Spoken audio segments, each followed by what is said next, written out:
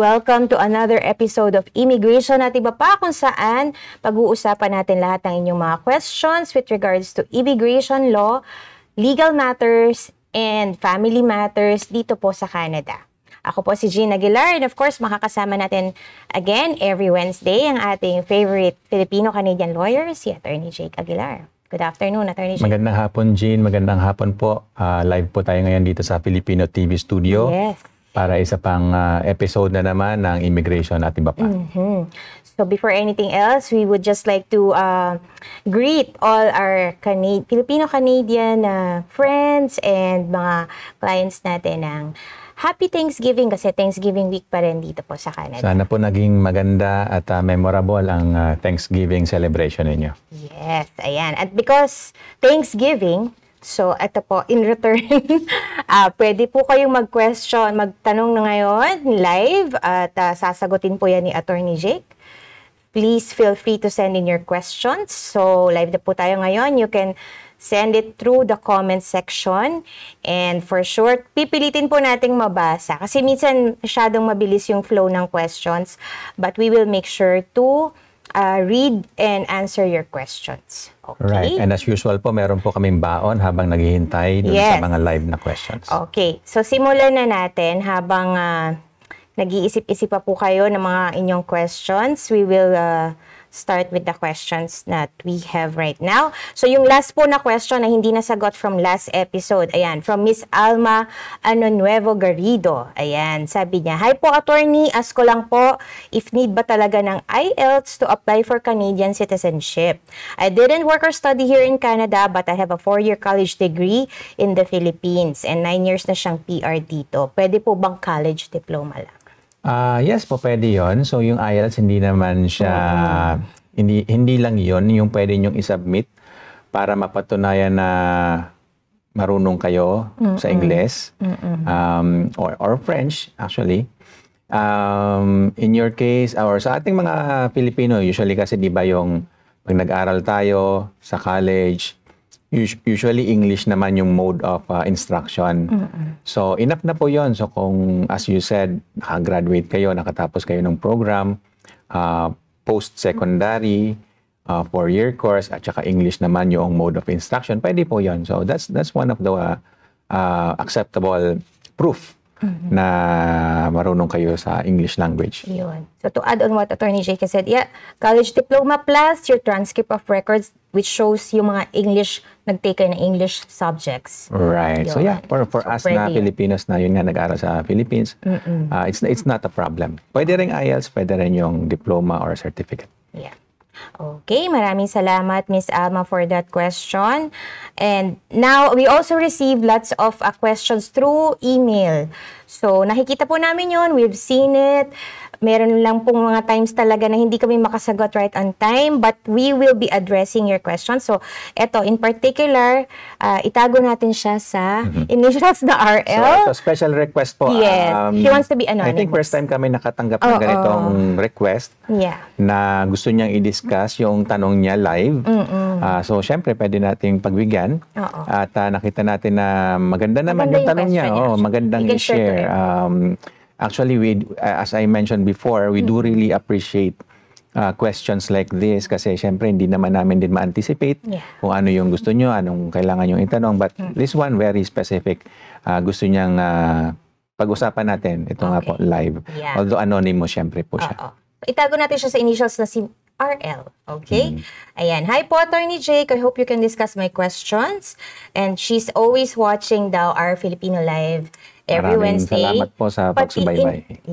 Pati in a nutshell, pag daw nag-guess ka kay Miss Ina. Yes po. So, supportahan din po natin si Ina. Okay. So, here's a little background about my journey.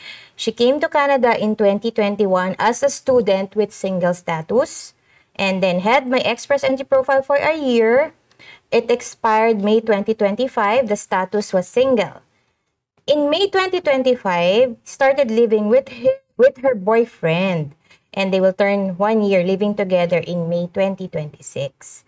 So, yung profile ng boyfriend niya, now her live-in partner, temporary resident. So, naka-spousal open work permit, separated from spouse for more than a year.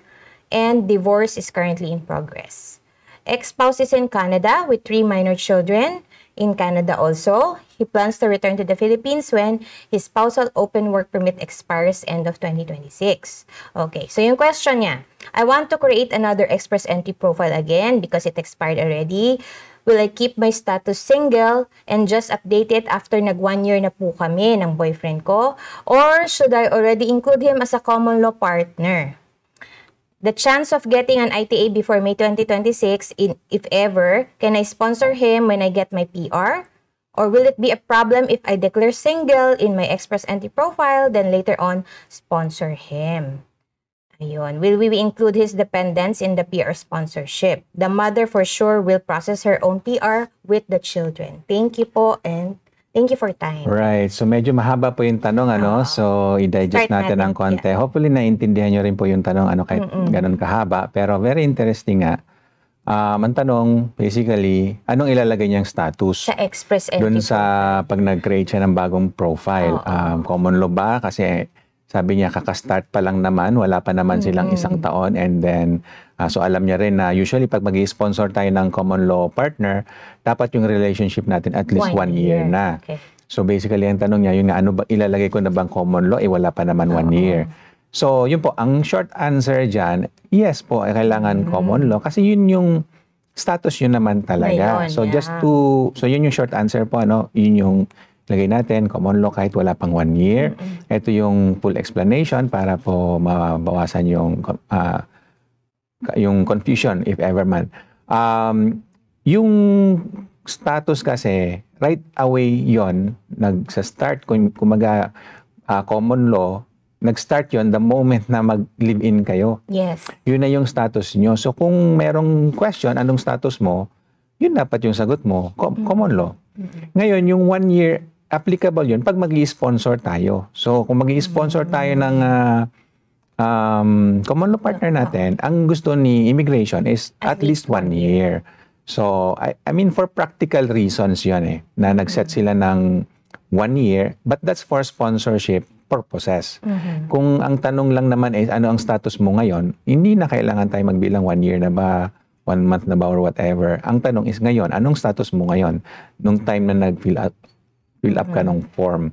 So it goes the same way sa ibang form, sa mga CRAs, the same thing, or any other form na tinatanong yung marital status mo. Ang kailangan nating ilagay doon yung status mo ngayon, which can be yung nga, common law. Kung live-in kayo, you live in the same home and you treat each other as spouses. So yun po yung definition basically ng common law, and then you don't need 1 year for that. Ayun. So yun po, yun na lang po ang explanation dyan. Yun po ang ilagay nyo, common law, kahit wala pang 1 year. Yes. Ayun. So sana, Miss Rosel, naliwanagan ka doon. You don't need to reach 1 year bago mo mailagay na. Right. And then may follow-up question yata. Medyo so, iba naman. Pero, ang follow-up naman niya, if ever nga daw, she gets the chance to get an ITA, can I sponsor him before, when I get my PR? I think nasagot na yon dahil nga kung kasali na siya. Yeah, kasali na siya, isama nyo na siya, i-declare nyo na siya as common law, and then minsan may tanong naman din kung kailan nag-start, di ba? Kailan nag-start yung common law relationship na yon. And then let the officer or IRCC do their evaluation. Kung ano man yung kailangan nila. Minsan kasi, pag medyo bago yung relationship, syempre, hindi natin maiwasan na may duda din si officer. Totoo ba talaga to? Or nasa level na ba kayo na spouses? Kumbaga, hindi ba boyfriend-girlfriend? Kasi usually naman, di ba, mga relationship, dun muna nagsisimula, boyfriend-girlfriend level. Pero ang gusto kasi ng immigration, marriage-like ang tawag doon. Marriage-like relationship. So anyway, let the officer deal with it or evaluate it. And then kung meron mang hinihingi sa inyo na additional proof or information, you can provide that later on. Ayun. So just make sure nagagather din po kayo ng documents as proof of your relationship. And ideally po, na-anticipate nyo na yung mga posibleng itatanong ni officer, binigay nyo na kahit hindi pa itinatanong. But anyway, you will be provided an opportunity to send additional documentation or information. Okay, marami pong salamat, Miss RL, for that question. Ayan, may na-receive na tayong first question for the day, si Gerson Villarico. Ayan, totoo po ba na pwede mag-aral ang naka-visitor visa 6 months or less po? Thank you. Salamat sa tanong, Gerson. So, totoo din po yan. So, 6 months or less, hindi kailangan ng study permit. Galing din mismo yung information na yan sa IRCC. Pero, ano po, yung best practice na tinatawag natin, it's better na mayroon pa rin para lang walang possibility na magkaroon ng issue. Kasi minsan yung ng IRCC nga din, yung mga pinopost nila sa website, minsan conflicting. May website sila na na-verify ko noon. I haven't checked recently, pero kita ko noon, na-conflict siya. Ang sabi doon, kahit na less than 6 months, mag-apply ka pa rin ng study permit. So just to be sure, kung makakapag-apply kayo ng study permit, applyan nyo na lang din. And kasi kung visitor kayo, malaki naman yung chance nyo na ma-approve yung application na yon. So yun po yung best practice na tinatawag natin. Pero at the same time, yes, pag 6 months or less, hindi kailangan ng study permit. Okay, thank you, Gerson, for that question. Ayan, meron man sumunod na magtatanong sa atin, si Miss JM Landicho. My husband is the principal applicant for our PR application. He included his son from his former common law partner in the application. Question po is, may iba pa ba kaming need i-ready na documents other than the declaration from the non-accompanying parent? Thank you po. Mostly yun na po yun from the other side, declaration ng non-accompanying parent or consent to travel, kasi nga minor pa yung anak. So, that's mostly it po from the other side. And of course, yung mga basic requirements ninyo, yun lang naman din ang kailangan nyo i-submit. Yeah. So, passport ng bata, photos, the basic requirements, just like what Attorney Jake said. And of course, ipapamedical din yan. So, prepare nyo lang din po siya. And always refer to the checklist po. Yun yung pinaka-batayan dyan. Ina-update din naman ng IRCC yan kung sakali. So, refer kayo po lagi doon. So, paulit-ulit yung tingnan yun. Document check. Not just once, not just twice, but ulit-ulitin nyo lang po. Kasi minsan, madalas actually nangyayari na may mga namimiss tayo doon sa checklist. Ayun. Okay, Miss JM, maraming pong salamat for that question.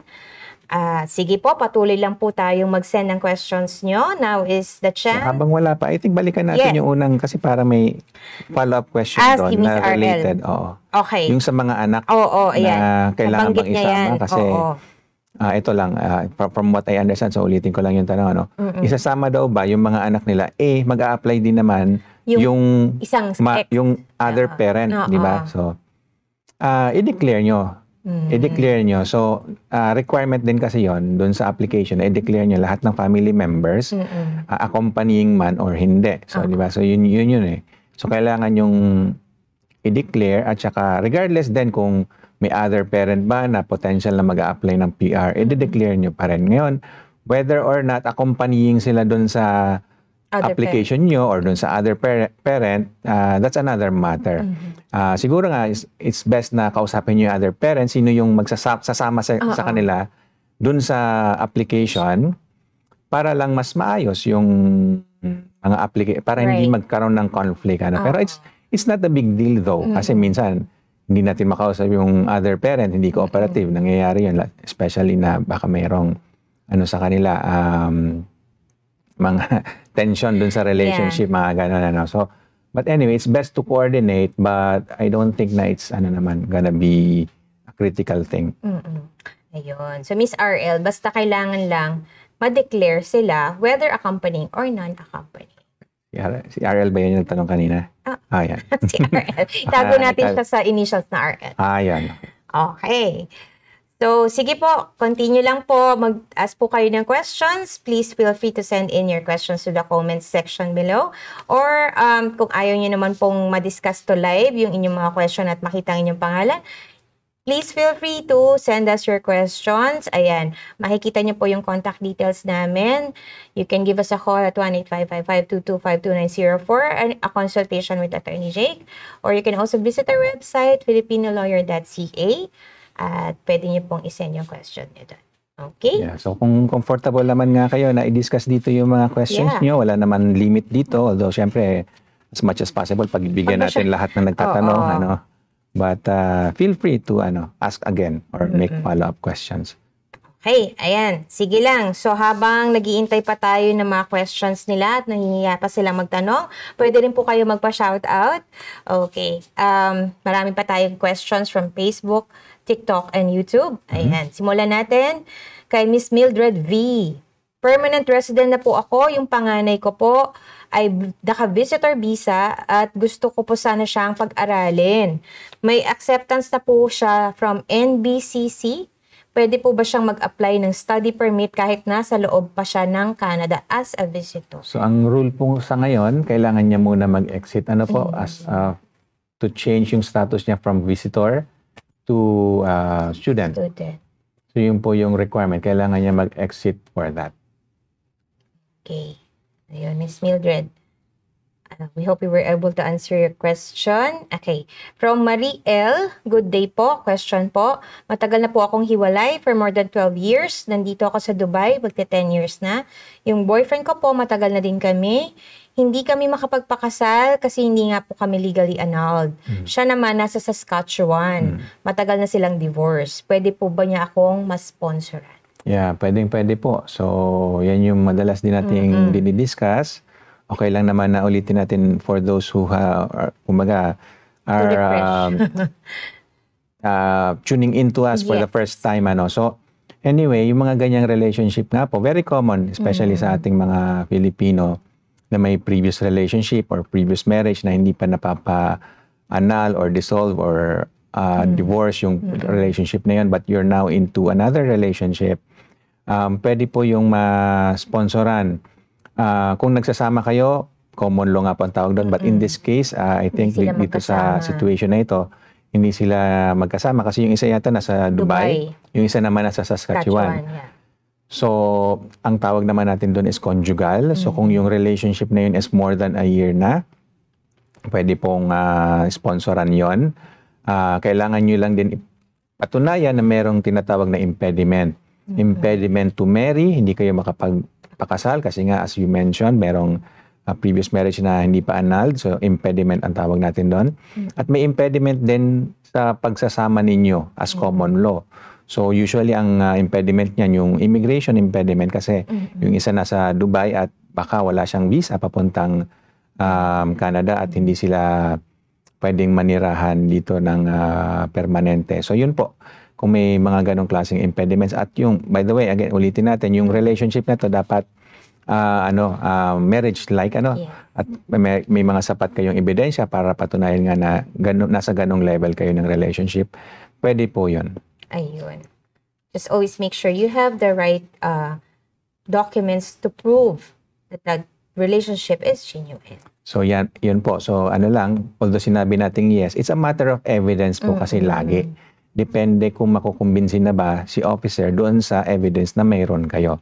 So, syempre naman, hindi pwedeng sabihin lang natin na gano'n na, common law kami or conjugal kami talaga. Hindi enough yun. Kailangan natin ng ebidensya. Ayun. Okay, Miss Marie, maraming pong salamat sa inyong question. Nasa na ating mga ka-berks? Nasa bakasyon. Sige lang po. Mag-aas lang po kayo ng question nyo and pipilitin po natin masagot yung mga questions nyo. Ayan, may follow-up question si Jerson Villarico. Pwede pa rin po ba mag-aral ang student minor, 8 years old, kahit na-refuse po siya sa extension niya? But yung parent po na student ay na-approve po. Thank you po, Attorney Jake. Okay, bakit kaya siya na-refuse? Medyo concerning yun. Pero ito yung medyo mahabang sagot natin dyan.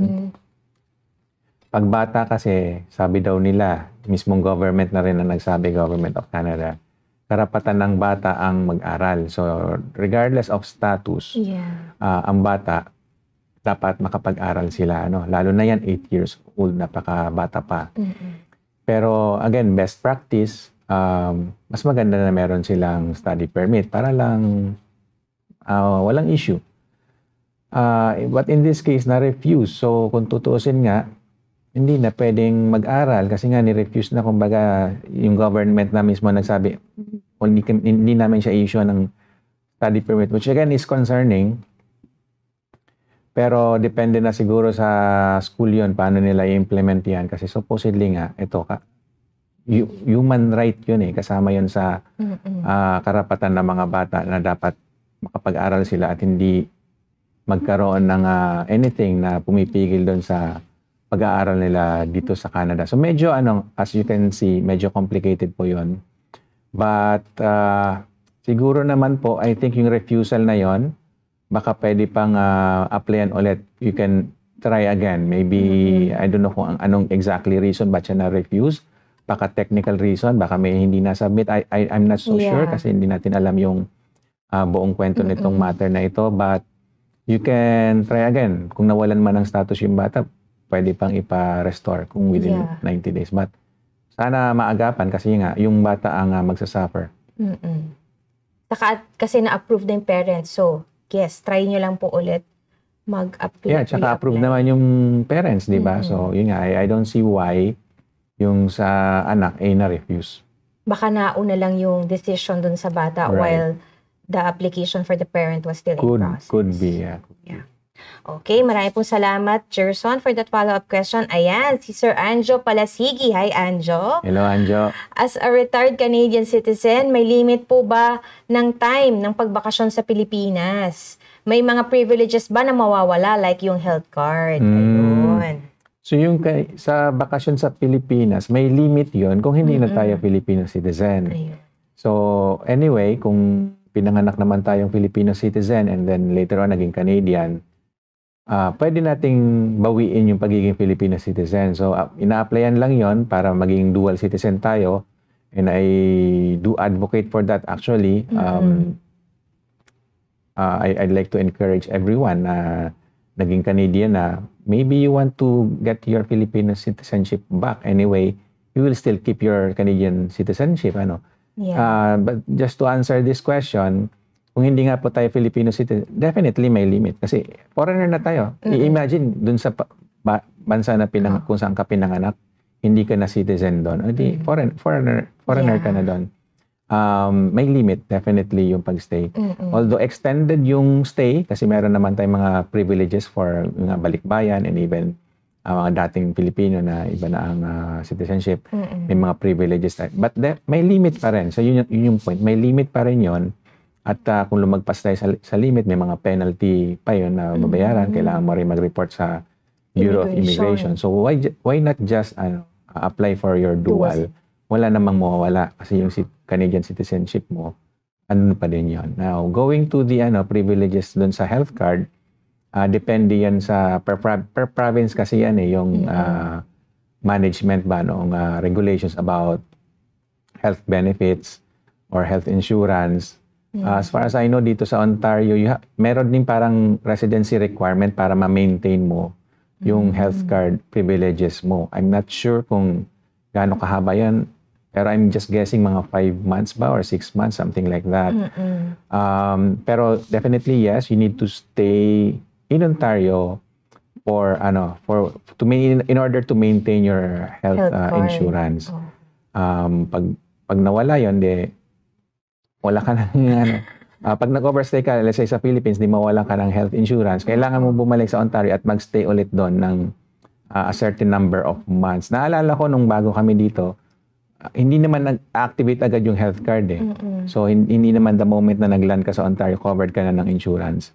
You have to wait a certain number of months. Parang 3 months nga yata yun, way back 13 years ago. Pero it may be the same today. I'm not so sure. I'm not updated anymore. Pero yeah, may mga requirements tayo na kailangan tumira tayo doon sa province na yun. But again, per province ito. So sa ibang province, kung nasa ibang province kayo nakatira, maaring iba yung rule. Maaring pag step nyo pa lang doon sa province na yun is covered na agad kayo. So it depends on that particular province. Ayun. Thank you very much, Anjo, for that question. Sana naliwanagan ka sa yung question. Ayan, nagpapa-shoutout si Miss Katrina Molyon. Shoutout from New York. Wow! Thank you, Miss Katrina. May nanonood pala sa atin from New York. Hope you're having a great time sa New York right now. And my question si Miss Delina Badwa, what time po bukas ang office nyo, attorney? So, ang regular office hours po namin is 9 a.m. to 6 p.m. Weekdays except holidays. Sa ngayon, meron kaming, actually, binalik namin yung by appointment ng Saturday kasi may mga nagre-request. Pero yun, by appointment po yun.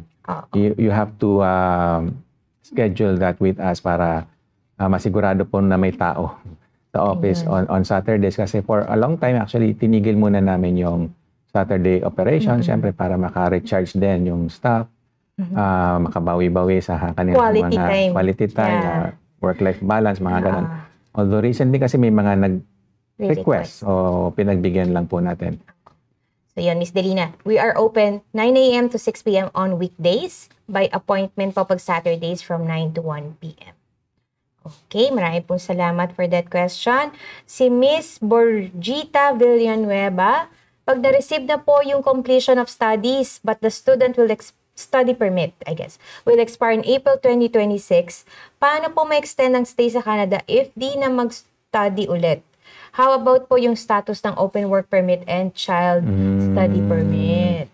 Okay, so kung nag-aral kayo dito, check nyo kung eligible po kayo for PGWP and EPS, yun yung next step nito. Yun po yung a-applyan nyo, PGWP. So you'll get a worker status naman po yun. Pero kung hindi kayo eligible sa PGWP or ayaw nyo muna magtrabaho, ayaw nyo rin mag-aral ulit but you just want to stay in Canada, visitor record lang po yun. Applyan nyo lang po ng visitor record para makapag-stay pa kayo sa Canada. And may follow-up question, how about yung open work permit? Status ng open work permit. And ng spouse siguro. Ng spouse, we are assuming na spouse yun. And child study permit. Okay. So, unahin natin yung sa open work permit. Depende sa trabaho noong spouse. So, kung eligible siya, pwede mag-apply ng spousal open work permit. But check nyo po ulit yung requirements ngayon. So, ang mga nagiging eligible po dyan ay yung nag-aaral. International student nag-aaral ng master's or PhD. And I think 16 months yung duration. So, mayroong specific criteria po yun for international students. Pero kung worker naman, depende sa tier noong job. So, usually tier 0 or 1, eligible for a spousal open work permit. Pero kung hindi tier 0 or 1, pwede yung 2 or 3, pero may certain roles lang or jobs na eligible for that. Definitely, yung 4 and 5, wala po yung spousal open work permit. And to add on to that, kailangan meron na ding language proficiency test result. Right. So, dagdag nyo lang po na yun. CLB-7. Right. And then yung sa child study permit naman po, yun, applyan lang din. Ang naman dyan, ang tinitingnan dyan, kaya bang tustusan. So, more on financial yan eh. Yung reason kasi nung bata na mag-aral, very legitimate naman po yun. So, and then most of the time, pag na-approve nga po yung parents, yung bata, napakalaki ang chance na ma-approve din siya. Okay, marami pong salamat sa inyong question, Miss Borgita. Okay, we move on to the question of Rain. Batiin muna natin si Mike Kamsky. Ayan. Hi, Mike. Okay. Question from Reyna. Paano po gagawin sa stepson ko na information unknown besides his name, birthday, at mother's name? Ang nilagay namin ever since. Pero ngayon po, hinihingaan kami ng medical requirements niya. Nag-letter of explanation na ako last 2 months ago. Then kanina, nag-email si IRCC to explain, prove it. He is now 19 years old. We can't find him. And no way talaga mag-medical. Ayun. Yan yung mga, I would say, unfortunate situations kasi it's beyond you na nga eh, yung requirement na yon. Anyway, ito yung full explanation po niyan. Yung requirement po kasi na ma-examine yung lahat ng family members, yun yung nasa batas, yun yung nasa rule. Kailangan daw ma-examine ng officer, yun nga, lahat ng members of the family. So that would include medical at saka yung sa criminal evaluation para malaman kung may inadmissibility ba o wala. Kasi pag PR po, yun nga, package po yun kasi talaga.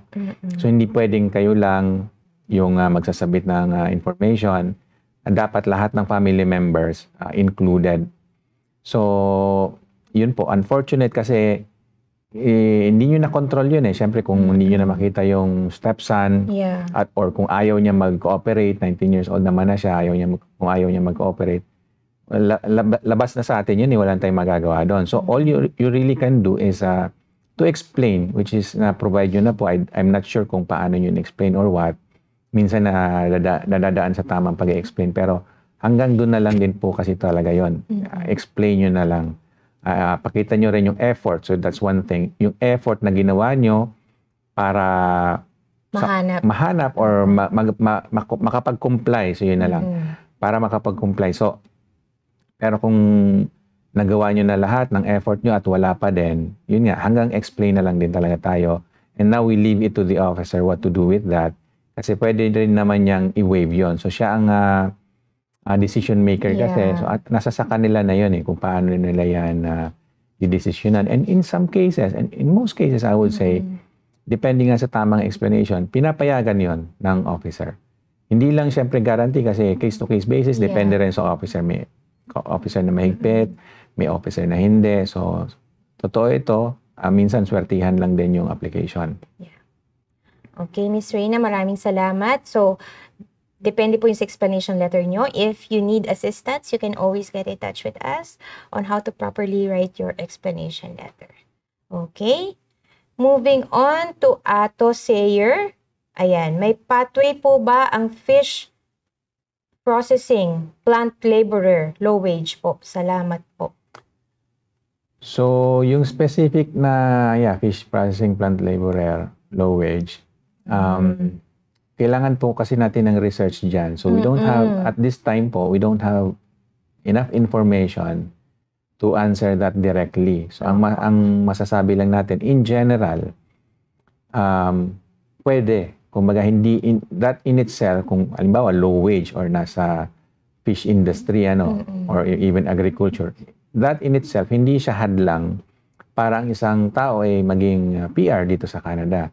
And in fact, in many cases, yun nga ang hinahanap ng Canada eh. Kaya nga dati may mga agricultural pilot, di pa ba dito sa Ontario? So other provinces probably meron din. So, and even low wage. So, depende yan sa sitwasyon and most likely depende sa province. So ngayon may mga program na yung provincial nomination program at rural community immigration program. At minsan mayroong mga specific programs na nagtatarget sa isang particular industry, yun nga agriculture or sa fisheries, may mga ganon. So, kailangan nyo lang pong mag-research, saan ba yon? Anong province ba yon yung naghahanap ng ganyan? Most likely po, sa Atlantic provinces, try nyo doon. Nandun kasi yung parang maritime industry talaga natin, And try nyo rin siguro sa Vancouver side kasi nandun naman yung kabilang dagat, yung Pacific. So, doon po kayo mag-research at tingnan nyo kung mayroong mga programa para sa inyo. Okay po, salamat Ato for that question. Okay, we move on. Marami na tayong question from Jolly Delda. Hi, attorney from Manitoba. Is there a chance for NOC 12111 or 13112 na ma-qualify? Thanks po. So parang ganito din yun eh. Yung sagot natin kanina, hindi rin tayo, hindi po namin kabisado yung lahat ng mga NOC at saka kung ano mga NOC ba yung hinahanap ng mga provinces. Kasi there's no point really kasi nagbabago-bago yun eh.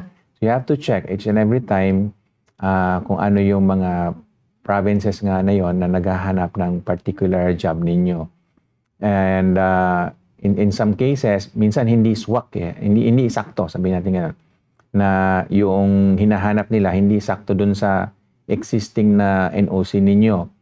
Minsan, tingnan nyo kung medyo malapit-lapit na ba yon. Yung hinahanap ba ng province, somehow yun naman din talaga yung ginagawa. Hindi man lahat, pero some of it, or most of it, yun yung ginagawa ninyo, baka pwede kayo magpa-change ng NOC. Pwede yon, legal po yon, nagagawa yon. Kausapin nyo yung employer ninyo. Pero yun, kailangan po ng research din at saka konting strategy para ma-meet nyo yung requirements. Okay, maraming pong salamat, Jolly, for that question. Okay, kay Miss Karen Halili, hello po. Ayan, medyo mahaba yung tanong niya. Paano ko po malalaman kung si employer sa Saskatoon magsusupport po talaga ng PR? Nilagay po sa job offer ko na bago ako mabigyan ng job acceptance letter, JAL, kailangan po mapasa ko yung 3 months probation. Bali, PSW po ako dito sa Ontario. Lilipat na po ako sana next week sa Saskatchewan. Implied status pa rin po ako dito sa Ontario. Inaccept po ako sa Saskatoon sa home care facility. Pa-web form ko po yung new job offer letter ko sa IRCC, sa PGWP ko po. Nag-call po ako sa office nyo. Gusto ko po sana malaman how much ang estimate service for this. Thank you po. God bless po. So, balik tayo dun sa taas. Kung paano malalaman kung magsusupport yung kanyang ang sagot employer. Po na, diretsahin nyo na po yung employer nyo. Tanungin nyo po sila directly, magsusupport ba sila sa inyo o hindi. Sa totoo lang po, hindi naman yun na, it's not rude. Dito sa Canada, okay lang yun. And expected yun na you have to assert yourself. Yes. Hindi pwedeng mahihain. Timid. Kasi it does involve you and your future. So, kailangan diretsuhin nyo na sila para hindi masayang din yung panahon ninyo. Kasi kung ang sasagot nila sa inyo ay hindi, hanap kayo ng ibang employer. Ganun lang po talaga yon. So, kailangan maging diretsahan kayo dun sa employer nyo. Ayun. You need to self-advocate, Miss Karen. Okay? Correct po. Okay. So, yung tungkol po sa office, yes. So, pag tumawag po kayo, they will let you know the process if you want a consultation with Attorney Jake para po mas ma-discuss in detail yung concerns nyo. Okay?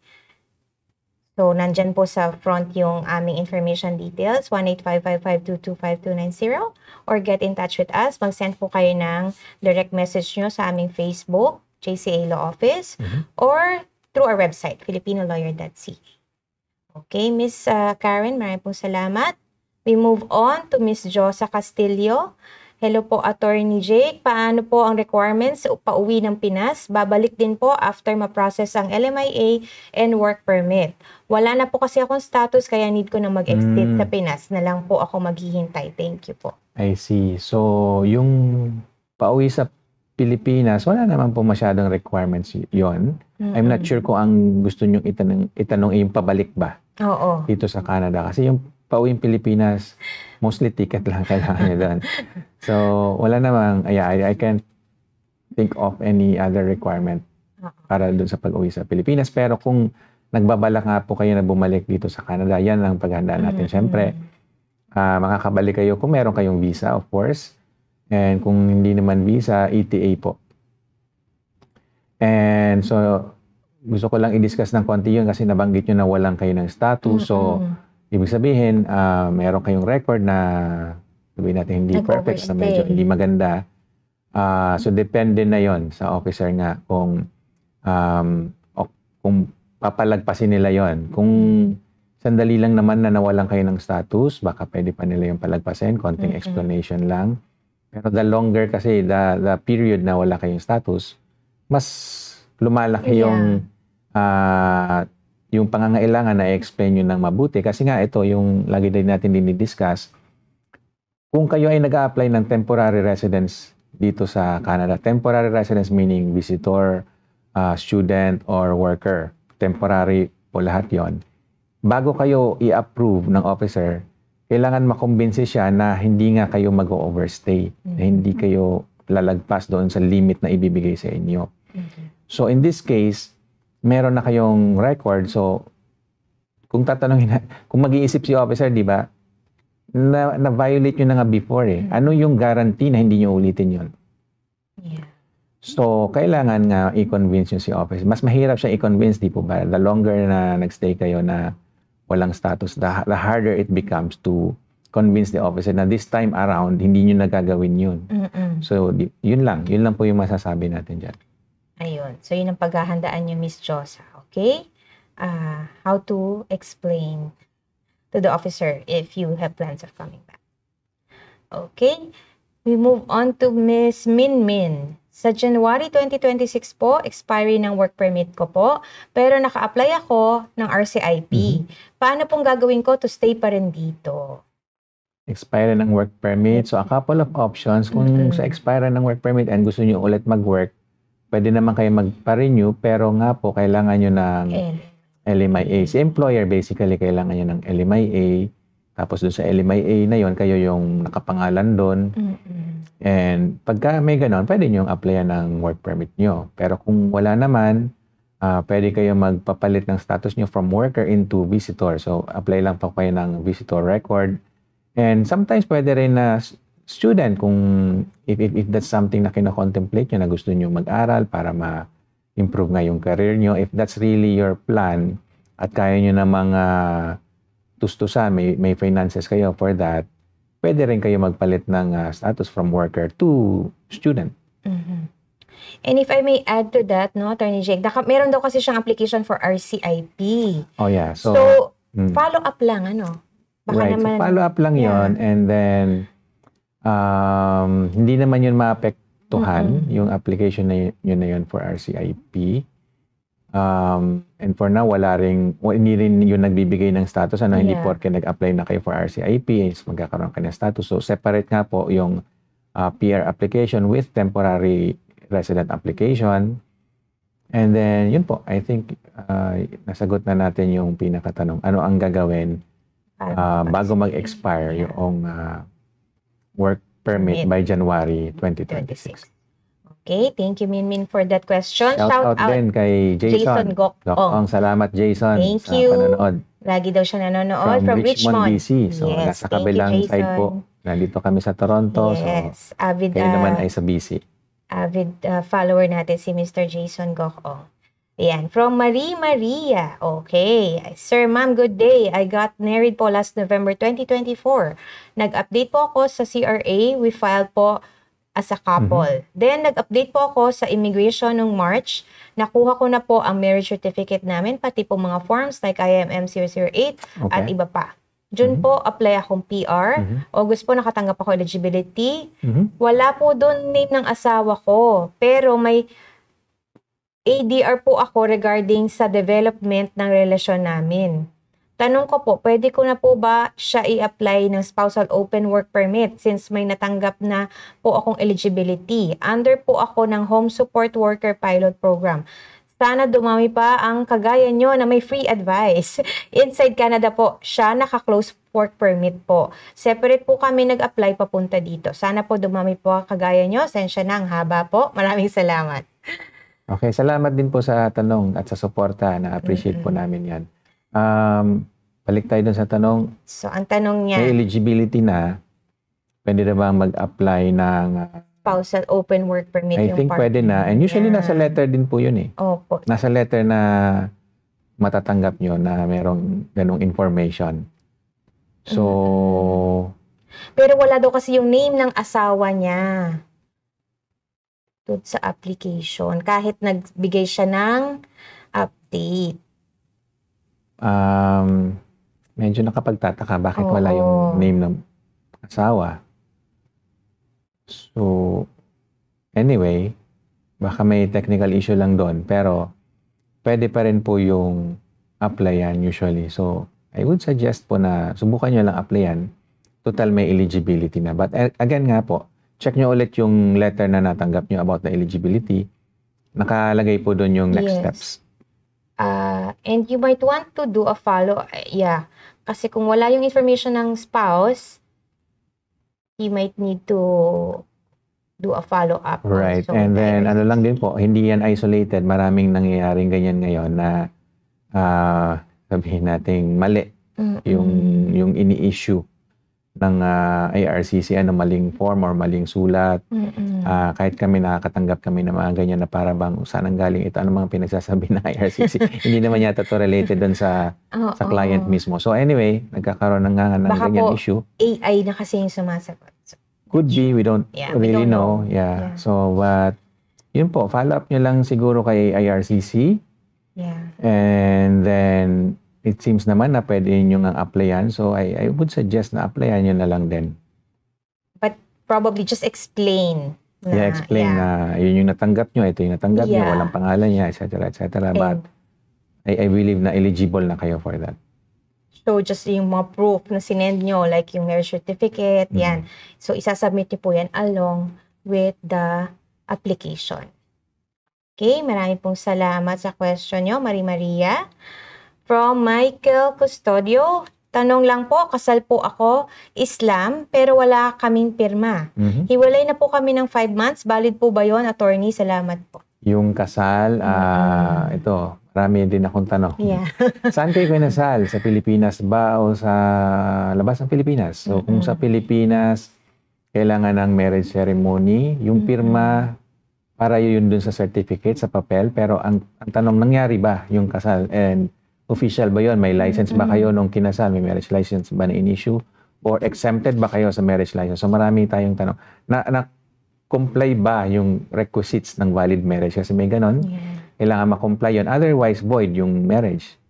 So, yun po. Yun ang sagot natin dito. Di natin alam kasi medyo kulang yung information. But we can just assume na kung sa Pilipinas yan, kailangan dapat masunod yung requisites of marriage doon sa Pilipinas. Dapat may ceremony, andun kayo pareho in person, hindi remote. And then, natuloy yung ceremony at saka may marriage license kayo nung nangyari yon. Yung solemnizing officer, authorized siya na mag-solemnize ng marriage. And then, kung wala kayong marriage license, exempted kayo dun sa marriage license na yun. And may mga certain requirements para dyan. Pero anyway, we'll not discuss that in full. Ayun. Okay, maraming salamat Michael for that question. Ang dami nating questions, sana mabasa nating lahat. Sige po, bilisan natin ng konti. Si Jack de Binstock. Hello, ma'am and attorney. I'm looking for legal advice about my situation because I was planning to apply for PR, but unfortunately, I had a problem and I don't know what I should do. I was charged with a criminal charge, but I was immediately discharged. I had a conditional discharge, and now I'm under probation for 2 years.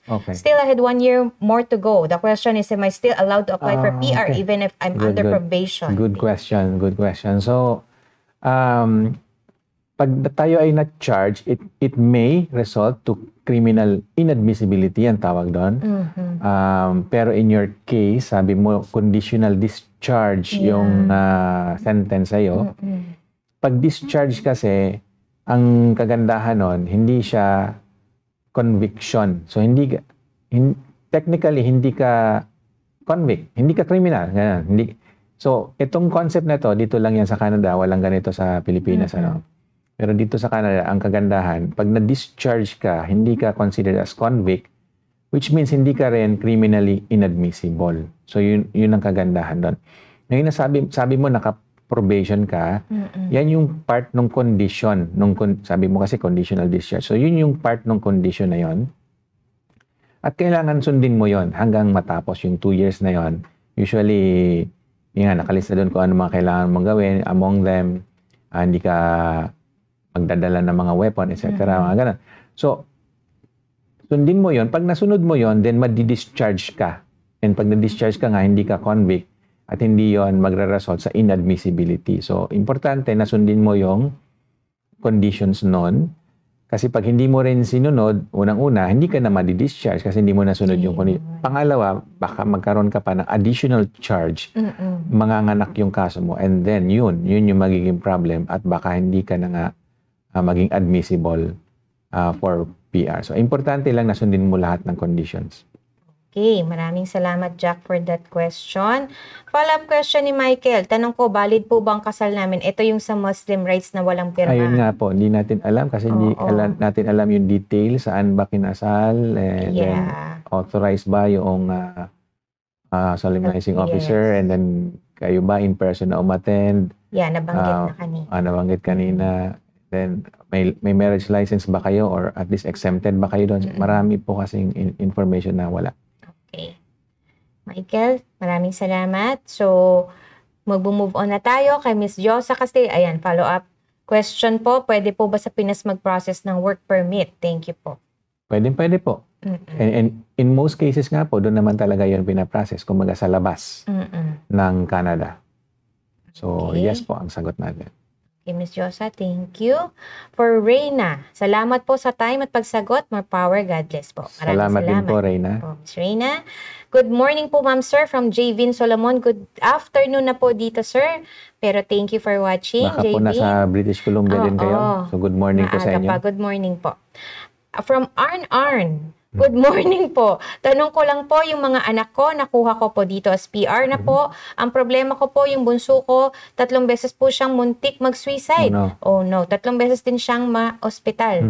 Yung panganay ko po, gusto niyang kunin sa akin ang guidance at may plano po sila magreklamo sa police na inaabuso ko daw po sila. Makakaapekto po kaya ito sa citizenship ko next year? Makakapekto kaya sa citizenship ang nangyayari sa amin ngayon? 9 months pa lang po sila. Anyway. Okay. So, yung sa citizenship, pag meron kayong mga pending charge or pending sentence, it can delay yung citizenship application. So, usually, kailangan ma-process muna yon yung mga charges or kung merong sentence nga po, kailangan matapos muna yon bago matuloy yung citizenship application. So, it doesn't really prevent you from becoming a citizen, but it can delay the process. So, yun lang naman po. Yun ang sagot natin sa citizenship. It's unlike yung sa PR. Yung PR kasi pwedeng ma-revoke yun yung status na yun. So, hindi siya magpe-prevent directly na maging citizen ka, it can delay, but yung PR mo ang potentially ma-revoke. And syempre, pag na-revoke yung PR mo, hindi ka na rin pwede maging citizen. So, indirectly, it can affect your citizenship application. Okay. From Mot Bulate. Hi po, hindi ko po na-declare yung husband ko nung na-PR ako. Na-apply ko po once pero deny. May chance po ba siya na makuha as spousal? Depende po yan. Usually, pag hindi natin na-declare, serious concern yan sa officer, sa immigration officer, kasi it can result to misrepresentation. So, medyo marami rin pong kulang na information dito kasi hindi ko alam kung ano yung circumstances na bakit nga ba hindi na-declare, di ba? So kasi asawa yon, spouse yon. Was it just an honest mistake? Minsan nangyayari yon. So pwede baka madaan sa paliwanag na lang. Pero yan nga, depende rin yan sa officer how they would appreciate kung bakit hindi nyo na-declare yung husband. Especially kung married kayo, di ba? Kasi husband. So, bakit hindi mo siya i-declare? Husband mo siya. So, ibig sabihin, dumaan kayo sa proseso, kinasal kayo, may marriage certificate. So, parang ang hirap ipaliwanag na simple mistake kasi, yun nga, husband nyo siya. So, depende po yan sa circumstances and in most cases, it can result nga po to misrepresentation, which means, bukod nga sa hindi nyo siya ma-sponsor, may ban pa yon, usually 5-year ban na hindi kayo makakapunta dito sa Canada, no? Ayun. So, medyo complicated. Medyo complicated and then, medyo kulang lang. So, we're just assuming a lot of things dito po sa nabanggit niyo. Okay, maraming pong salamat for that question. Ayan, si Mike. Attorney, may na-encounter na ba kayo na ang letter sa name na ginamit sa passport and NBI is the same and sa birth certificate is different? May impact po ba to sa citizenship? PR na siya? Wala akong maalala na na-encounter na ganyang specifics, pero meron tayong na-encounter na iba-iba yung name niya sa iba-ibang document. May nangyayari yon. And okay lang naman yon in most cases, especially kung yung difference na yun is mapapaliwanag naman at saka sabihin nating minor lang naman yung differences. Could be a typo or another version ng name or minsan maiden name, di ba? Tapos versus married name. So, I mean, it's actually common, especially for women, to have different names sa iba-ibang documents. Ang importante lang is ma-explain nyo na kayo din yun. So, sometimes, ang sagot dyan yung affidavit of one in the same person, which is a very common affidavit. So, sinasabi lang nung tao na yon na siya din yun. So, iba-ibang pangalan, pero ang gusto niya sabi, siya rin yun, ako din yan. Ito yung pangalan ko noon, nung hindi pa ako kinasal, ito yung pangalan ko ngayon, nung ganito. So, yun, in most cases na ano naman po yan, na-explain at nagagawa ng paraan. So, hindi siya malaking issue. Yeah. Okay, so i-attach na lang po yung affidavit na yun when you apply for citizenship. Right. Okay, maraming salamat, Mike. Edeng Rosete, attorney, good day po. Naka 90 days restoration po ako, tapos po nagbigay po ng employer-driven, ang employer ko po, OINP under foreign worker stream. Baka FSW. Baka FSW, yeah. Foreign skilled worker. Yeah, foreign skilled worker. So, pwede po ba ako mag-apply?